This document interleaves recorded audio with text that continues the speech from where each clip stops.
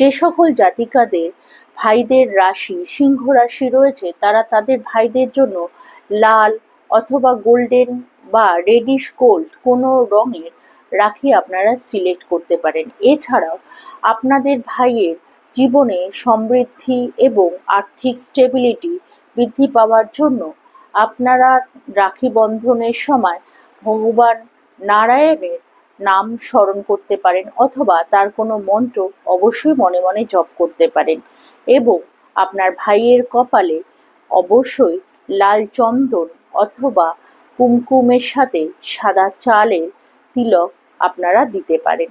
এটিতে অবশ্যই তার জীবনে শুভ প্রভাব বা শুভ বার্তা আনবে। এবং যাদের বোনেদের রাশি সিংহ রাশি রয়েছে, তারা তাদের বোনদের জন্য গোল্ডেন কালারের কোনো জিনিস, সোনার কোনো অলংকার অথবা কোনো অ্যান্টিক কোনো জিনিসের উপহার হিসাবে তাদেরকে দিতে পারেন অথবা লাল রঙের কোনো বস্তুও তাদেরকে গিফট হিসাবে আপনারা দিতে পারেন।